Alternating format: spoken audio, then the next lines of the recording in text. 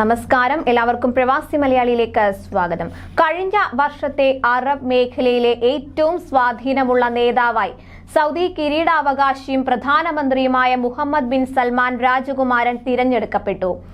Saudi കിരീടാവകാശിക്ക് ലഭിച്ച vote സർവകാല റെക്കോർഡാണെന്നായിരുന്നു report. പ്രവാസികളും ഇതിനെ സ്വാഗതം ചെയ്തു. മുഹമ്മദ് ബിൻ സൽമാന്റെ ഭരണത്തോടെ സൗദിയിൽ ഉണ്ടായത് വലിയ മാറ്റങ്ങളാണ്. അതിപ്പോൾ സാമ്പത്തിക വളർച്ചയുടെ കാര്യത്തിലായാലും പുതിയ പദ്ധതി ആവിഷ്കരിക്കുന്നതിലായാലും ശരി.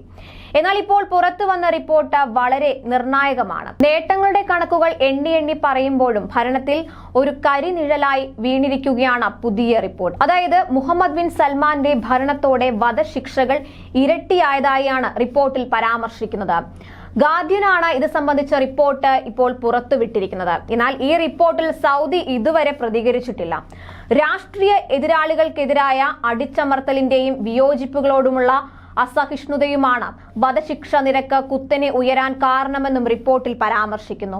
2015-നും 2022-നും ഇടയിൽ ഓരോ വർഷവും ശരാശരി 129 വധശിക്ഷകളാണ് രാജ്യത്ത് നടപ്പാക്കിയിരിക്കുന്നത്. 2010-14 കാലയളവിൽ നിന്നും 82% വർധനവാണ് ഉണ്ടായത്. കഴിഞ്ഞ വർഷം 147 പേരുടെ വധശിക്ഷയാണ് സൗദി നടപ്പാക്കിയത്. അതേസമയം സൗദിയിലെ വധശിക്ഷാ പ്രയോഗം വിവേചനപരവും അനീതി നിറഞ്ഞതുമാണെന്ന യൂറോപ്യൻ സൗദി ഓർഗനൈസേഷൻ റിപ്രീവ് തുടങ്ങിയ സംഘടനകളും അറിയിച്ചിരുന്നു. കഴിഞ്ഞ വർഷം മാർച്ച് 12-നകം 81 വധശിക്ഷകളാണ് രാജ്യത്ത് നടപ്പാക്കിയത്. ഇത് വലിയ വാർത്തയുമായിരുന്നു. ഭീകരവാദ പ്രവർത്തനങ്ങളുടെ പേരിൽ വധശിക്ഷയ്ക്ക് വിധിക്കപ്പെട്ട 81 പേരെയാണ് സൗദി അധികൃതർ കൂട്ടമായി വധശിക്ഷയ്ക്ക് വിധേയരാക്കിയത്. ഇതിന് പിന്നാലെ ലോകത്തിന്റെ പല കോണിൽ നിന്നും പലതരത്തിലുള്ള പ്രതികരണങ്ങളാണ് പുറത്തു വന്നത്. സൗദിയുമായി നടത്തിവരുന്ന നേരിട്ടുള്ള ചർച്ചകൾ താൽക്കാലികമായി ഇറാൻ നിർത്തിവെച്ചതായും അന്ന് റിപ്പോർട്ടുകൾ പുറത്തു വന്നിരുന്നു. ഇറാന്റെ സുപ്രീം നാഷണൽ സെക്യൂരിറ്റി കൗൺസിലുമായി ബന്ധപ്പെട്ട് പ്രവർത്തിക്കുന്ന ഓൺലൈൻ വാർത്താ പോർട്ടലായ നൂർ ന്യൂസ് ആണ് ഇക്കാര്യം പുറത്തുവിട്ടിരുന്നത്. വധശിക്ഷയ്ക്ക് വിധേയരാക്കിയ പകുതി പേരും ഷിയ വിശ്വാസികളാണെന്നാണ് റിപ്പോർട്ട്. ഇവരുടെ വധശിക്ഷ നടപ്പാക്കിയതിലുള്ള പ്രതിഷേധം എന്ന നിലയ്ക്കാണ് സൗദിയുമായി നേരിട്ടുള്ള ചർച്ചകൾ ഇറാൻ നിർത്തിവെച്ചതെന്നാണ് വിലയിരുത്തപ്പെട്ടത്.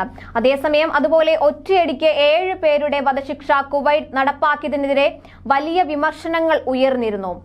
നീണ്ട ഇടവേളയ്ക്ക് ശേഷം ആദ്യമായായിരുന്നു ഇത്രയും പേരെ ഒരേ ദിവസം ഒന്നിച്ച് വധശിക്ഷയ്ക്ക് വിധേയമാക്കിയത്. 7 പേരുടെ വധശിക്ഷ കുവൈത്തിന്റെ ഷെൻഗൻ വിസ, അതായത് ഒറ്റ വിസയിൽ യൂറോപ്യൻ രാജ്യങ്ങളിലൂടെ സ്വതന്ത്രമായി സഞ്ചരിക്കാനുള്ള സൗകര്യം, ഈ സംവിധാനത്തിലടക്കം അനന്തരഫലങ്ങൾ ഉണ്ടാക്കുമെന്ന് യൂറോപ്യൻ കമ്മീഷൻ വൈസ് പ്രസിഡന്റ് പറഞ്ഞിരുന്നു. എന്നാൽ രാജ്യത്തിന്റെ ആഭ്യന്തര കാര്യങ്ങളിൽ മറ്റുള്ളവർ ഇടപെടുന്നതിനെ കുവൈറ്റ് വിദേശകാര്യമന്ത്രി ഷെയ്ഖ് സാലിം അബ്ദുള്ള അൽ ജാബിർ അസബാഹ് തള്ളുകയായിരുന്നു. കൂടുതൽ പ്രവാസി വാർത്തകൾക്കായി ഈ ചാനൽ സബ്സ്ക്രൈബ് ചെയ്യുക.